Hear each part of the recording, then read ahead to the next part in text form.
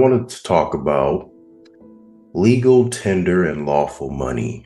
The question of, is there legal tender in circulation now, or are we completely dried up of that and only using debt, circulating debt? And the answer is yes, both ways.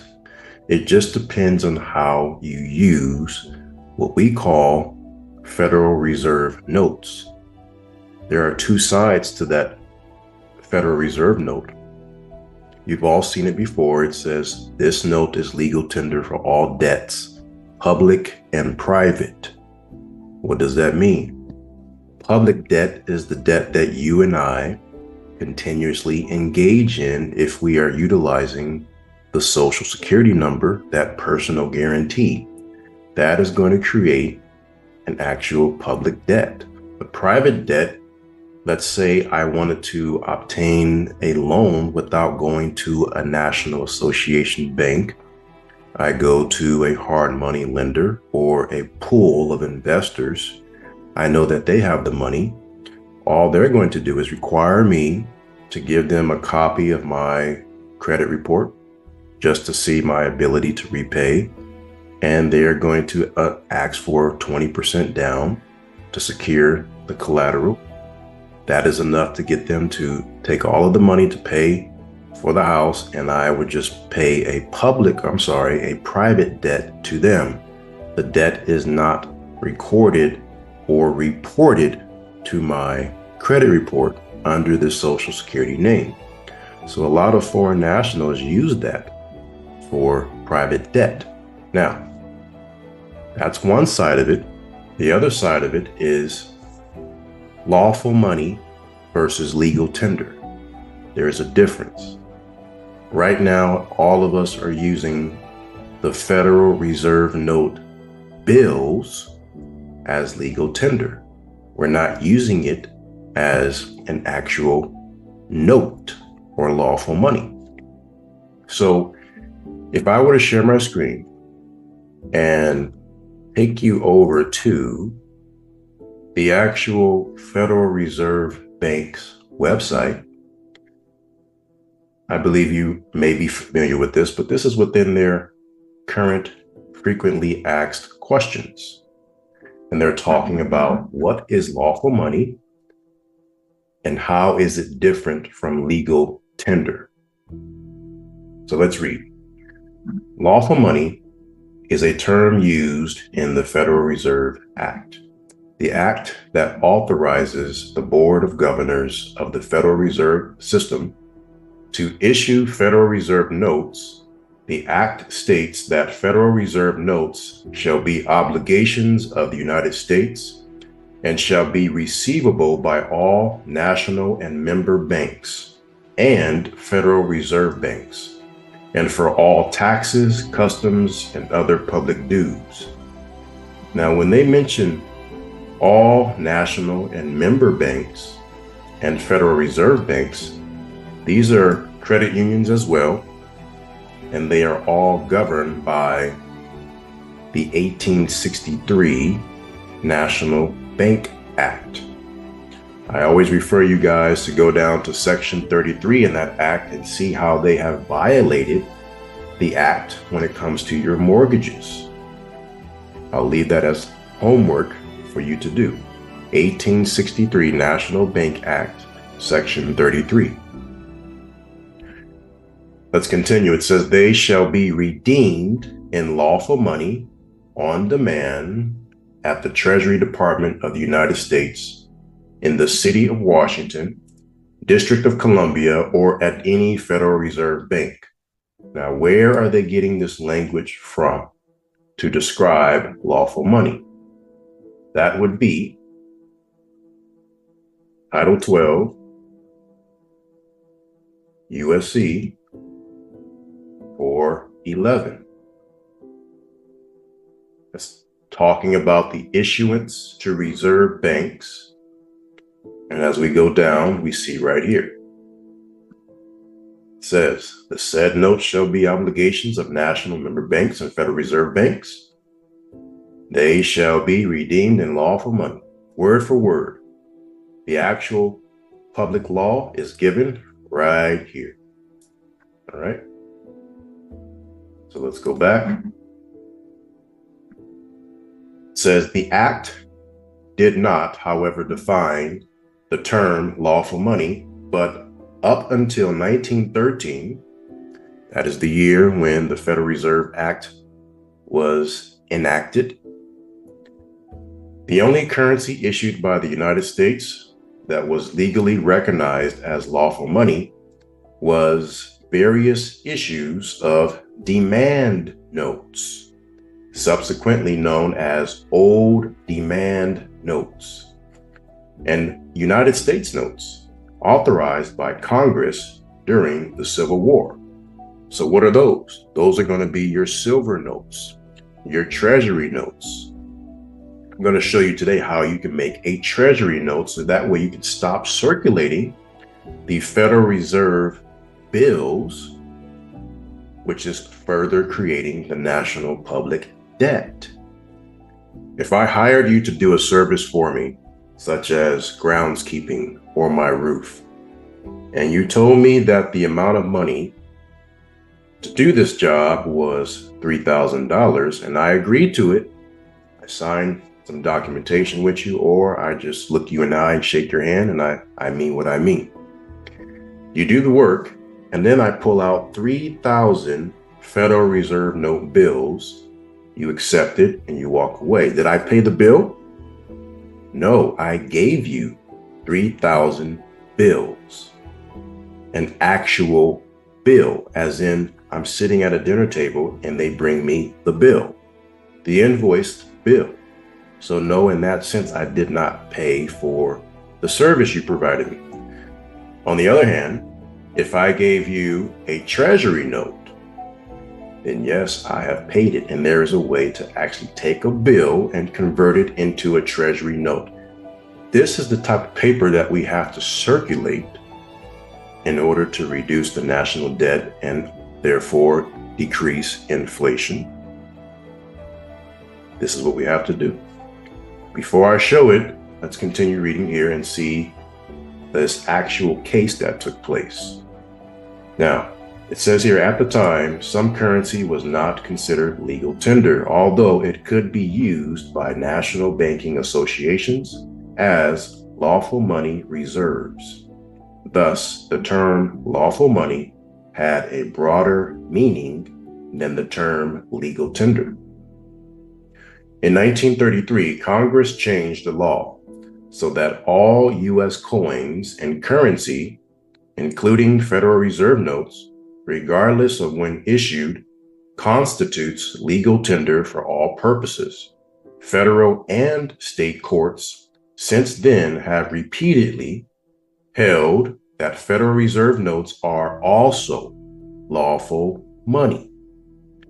If we look at Malam versus the United States Court, 524 Federal 2D, 2nd District, 629 9th Circuit in 1974, is typical of the federal and state court cases holding that Federal Reserve notes are lawful money. In Malam, the United States Court of Appeals for the 9th Circuit reviewed a judgment denying relief to an individual who sought to redeem a $50 Federal Reserve note bank or Federal Reserve Bank note in lawful money. So, a young man or woman entered the court, put down $50 bill, and said, in exchange, I want you to give me $50 in gold and silver. That's what's happening here. The United States tendered Malam $50 in Federal Reserve notes. But Malam refused the notes, asserting that the lawful money must be gold or silver. The 9th Circuit, noting that this matter had been put to rest by the United States Supreme Court nearly a century before in the legal tender cases Juilliard versus Greenman, 110 U.S. 421, 1884, rejected this assertion as frivolous and affirmed the judgment. So the court is saying, if you give us a $50 Federal Reserve note, which is a bill, and we give you back the same thing, that is the very same thing as giving you gold and silver. That's what they're saying. Now, Malam did not understand that there are two sides to the Federal Reserve note. On the public side, it is a bill. On the private side, it is a Treasury note. Let's take a look. You've all seen this. This is at jmbullion.com, and I'm pulling up an older 1934 $5 Federal Reserve note that was issued out or circulated in Hawaii. What I want you to pay attention to is this language here. This is the language before the language you find today. It says this note is legal tender for all debts, public and private. See, the bills today, that's all it says. But before, it used to say this, and is redeemable in lawful money at the United States Treasury or at any Federal Reserve Bank. So with this note back in the day, you can take it and actually do what Malam was trying to do. Give a $5 paper and in return receive a $5 Buffalo bill or an American Eagle or whatever gold piece or silver that was equivalent back then. Actual precious metal for this piece of paper. Now, that was then. But since 1913, banks are not doing that anymore. Instead, they're leaving that up to you, the people. But the people are not educated to know how to use the other side of the Federal Reserve bill. Do you notice on this bill here, there is an L. It says Bank of San Francisco. This L, or this L and with serial numbers down below, is what is referenced to the actual lien that is placed on all the people who have Social Security numbers. These serial numbers here correlate with the serial numbers on the actual bills. And it also correlates to the serial numbers on the back of your Social Security card. This one says L. So if we go to the Federal Reserve Bank on cash operations, L is going to tell us that we're dealing with San Francisco, California. If you have an F on the back of your Social Security card like I had, that means all of the money pertaining to that account is based on Atlanta, Georgia. There are 12. Okay, there are 12. So if you look at the back of your Social Security card, you'll see a letter followed by numbers. What matters is the letter. Do not worry about the numbers. Do not play with those numbers. I do not want any of you to catch a charge. People have caught a charge messing with those numbers, trying to discharge. I don't recommend it. There is another way. And I will be showing how we have discharged auto loans, unsecured loans, student loan debt, mortgages, all of that stuff. So it's here for you to do the correct way, the lawful way. Do not mess with the numbers on the back of the Social Security card. Okay, so this is just a reference to know what this means. It pertains to the Federal Reserve Bank, and it also pertains to all of the members that are taking on the benefits and privileges of the United States. So if you have L, that is San Francisco, California. Now, how do you turn this Federal Reserve bill into a Treasury note, which gives you the same power as this note right here, having all of this language on it. Very, very simple.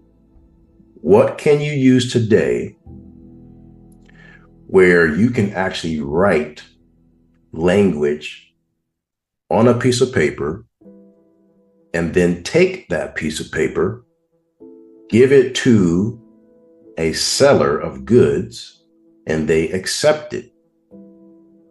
What would that be? That would be a check. That would be a money order. That would be a cashier's check, traveler's checks.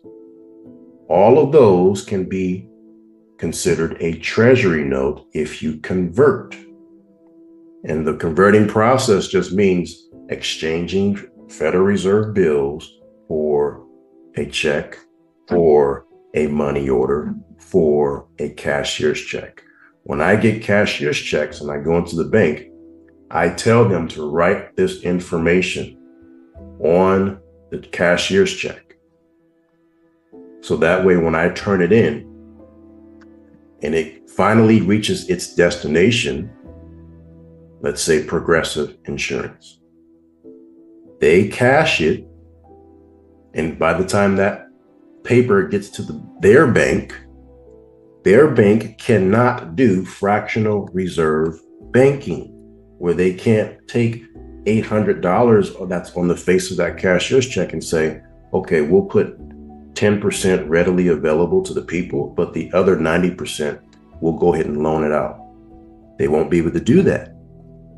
If you can reduce and stop fractional reserve banking, then the inflation drops dramatically. This is what you need to do.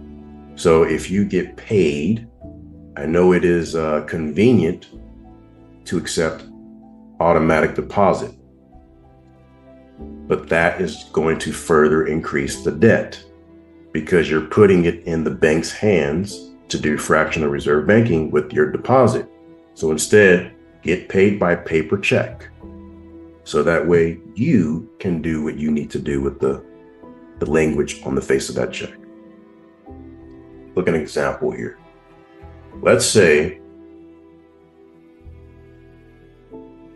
I have a bank account, Chase Bank. Instead of getting checks from them, because there is a limited amount of space on the checks. So instead, I'm going to make my own. I go to Staples, I get check paper, and I have a template here that you can use. Or you can make your own in any way possible. We are taking Federal Reserve bills and converting into a Treasury note. So therefore, I have the Treasury logo there. Right in the background, we have the Treasury address. We have the name of the trust at the top, followed by, you're going to put your full 98 number.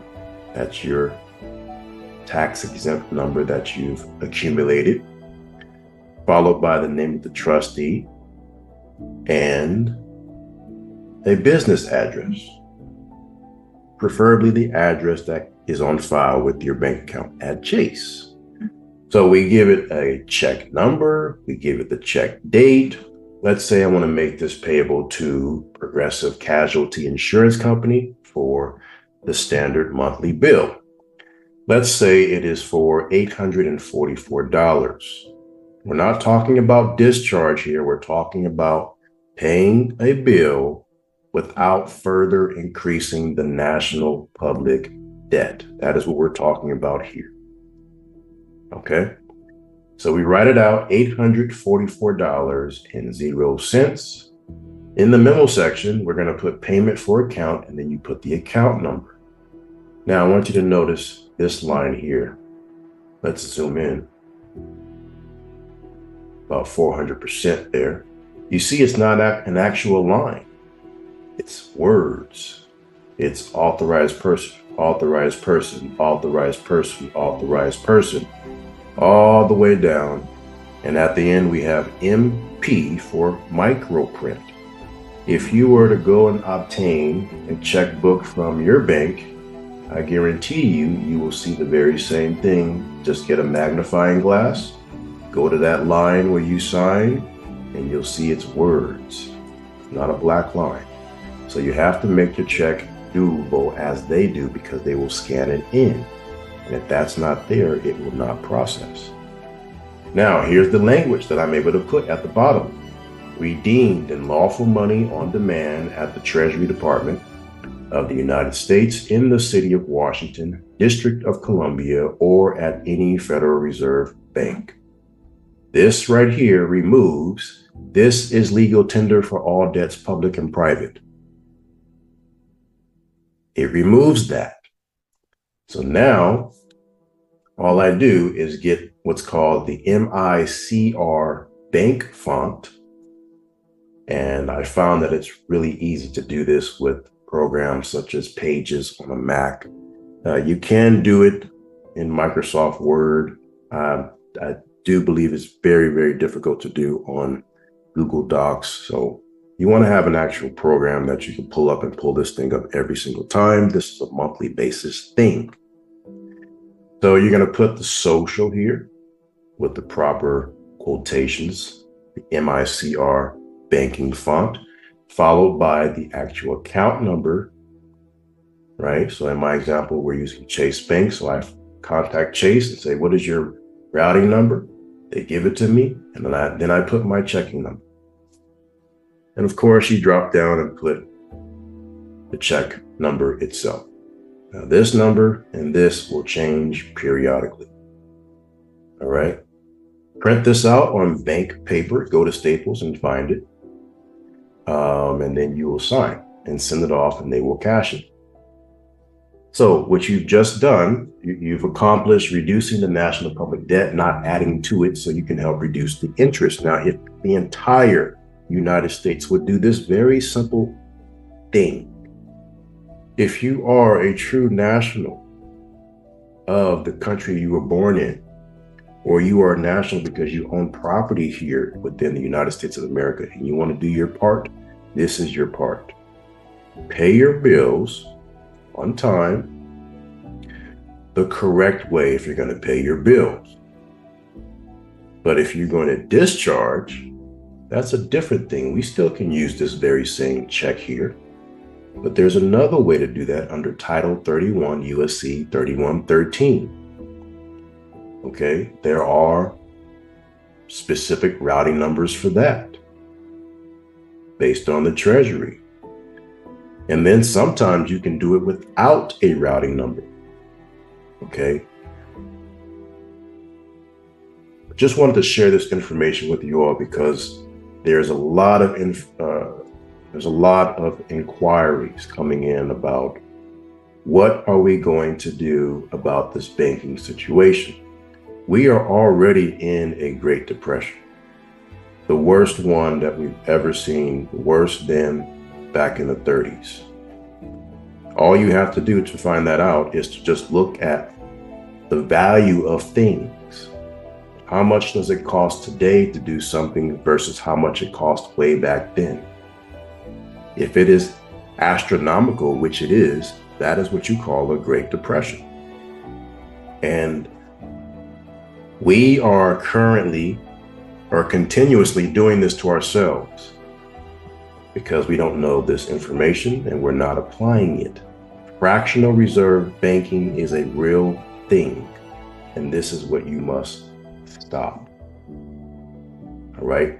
Stop circulating Federal Reserve bills, convert them into Treasury notes.